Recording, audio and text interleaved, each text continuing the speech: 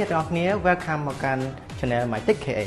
ថ្ងៃនេះខ្ញុំមានផលិតផលមួយដែលជាសំណុកចិត្តតូចរបស់ខ្ញុំដែលខ្ញុំចង់បង្ហាញទៅកាន់បងប្អូនទាំងអស់គ្នាហើយជាមួយនឹង technology ថ្មី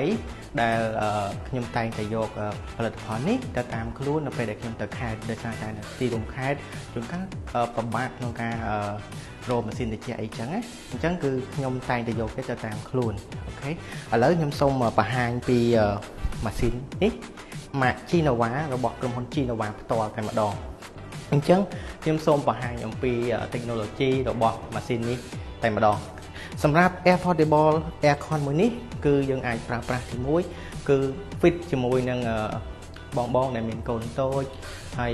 គាត់ត្រូវការត្រជាក់គាត់ចុះតាមខេត្តអីគឺត្រូវតែម្ដងគឺយើងអាចប្រើប្រាស់វាបានដោយម៉ាស៊ីននេះគឺជំនួសឲ្យម៉ាស៊ីនត្រជាក់ជាប់ជញ្ជាំងហើយម្យ៉ាងមួយទៀតពេលដែលខ្ញុំទៅខេត្តគឺខ្ញុំតែងតែយកវាទៅដោយសារតែផ្ទះខ្ញុំអត់បានតឡើងម៉ាស៊ីនត្រជាក់ទេអញ្ចឹងគឺវាដើរតួនាទីមួយគឺជំនួសឲ្យម៉ាស៊ីនត្រជាក់តែម្ដងហើយទាក់ទងជាមួយនឹងការប្រើប្រាស់ម៉ាស៊ីននេះគឺល្អគឺយើងអាចប្រើប្រាស់ត្រជាក់កម្រិតរហូតដល់16អង្សាសេហើយម៉ាស៊ីននេះវាលើសពីម៉ាស៊ីនត្រជាក់ដោយសារតែខែភ្លៀងអីគឺយើងអាចប្រើប្រាស់វាសម្ងួតកៅអៅនៅក្នុងទូយើងបានដោយសារតែកម្ដៅខ្យល់ខាងក្រោយមួយនេះគឺវាធ្វើឲ្យកៅអៅរបស់យើងស្ងួតខ្លាំងមែនទែនអញ្ចឹងទាក់ទងជាមួយនឹង feature នៃការប្រើប្រាស់ម៉ាស៊ីនត្រជាក់នេះគឺងាយស្រួលមែនទែនយើងគ្រាន់តែដោតភ្លើងយើងបើកសន្ទះខាងមុខគឺយើងអាចប្រើប្រាស់វាបានហើយឥឡូវនេះខ្ញុំនឹងបង្ហាញអំពី function របស់ Air Portable Aircon ម៉ាក Chinova ឥឡូវនេះគឺយើងអាចធ្វើការបើកភ្លើងដំណើរការវាបានបន្តមកគឺយើងបើកសន្ទះនេះមួយហើយ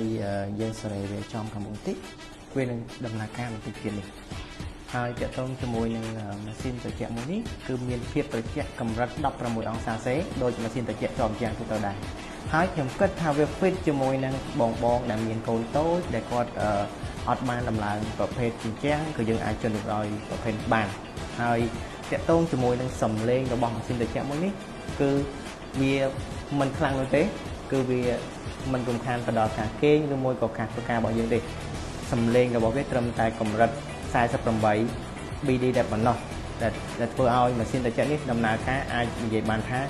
សំឡេងតិចជាងកងខាងទូទៅទាក់ទងជាមួយនឹងម៉ាស៊ីនត្រជាក់មួយនេះគឺដំណើរការដោយ touch screen ហើយនឹងការបញ្ជាតាម tele នេះគឺជាចំណុចពិសេសរបស់ម៉ាស៊ីនត្រជាក់មួយនេះនៅពេលដែលបងប្អូននៅឆ្ងាយពី tele បងប្អូនគ្រាន់តែដើរមកកាន់ម៉ាស៊ីនត្រជាក់គឺយើងអាចបញ្ជាបិទបើកបានព្រោះដោយសារតែខាងលើនេះជាប្រភេទ touch screen ហើយ touch screen របស់វាគឺ smooth មែនតើយើងឡើងចុះឬមួយក៏កំណត់អង្សា timer អីផ្សេងៗគឺបាននៅលើនេះតែម្ដង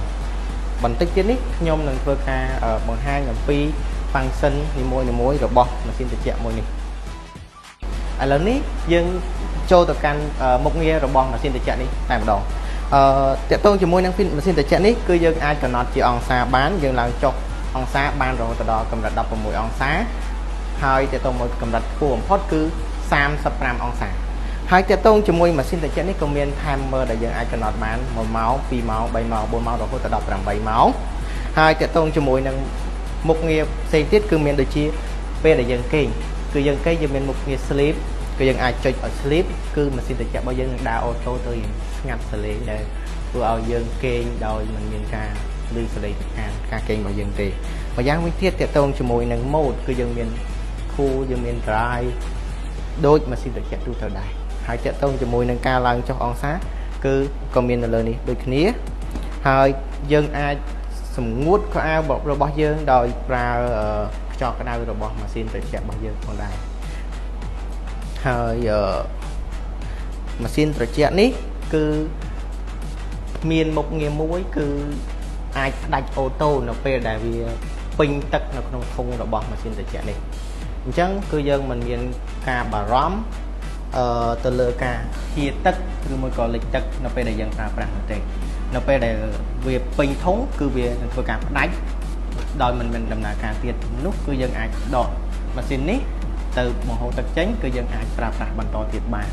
ដោយមិនមានបញ្ហាអ្វីទាំងអស់ទាក់ទងជាមួយនឹងការលាងសម្អាតគឺយើងគ្រាន់តែដោះសន្ទះខាងក្រោយនេះ គឺមានភាពងាយស្រួលយើងគ្រាន់តែលាងសម្អាតទៅគឺយើងអាចដាក់ចូលវិញបានអញ្ចឹងទៅការដំហែតមគឺមានភាពងាយស្រួលគឺយើងអាចដំហែតមបានដោយខ្លួនឯងមិនបាច់ហាមជាងក្នុងការចំណាយថវិកាផ្សេងៗទៀតទេអញ្ចឹងបន្ទាប់ពីលាងសម្អាតរួចគឺយើងអាចបើកដំណើរការវិញបានយ៉ាងធម្មតា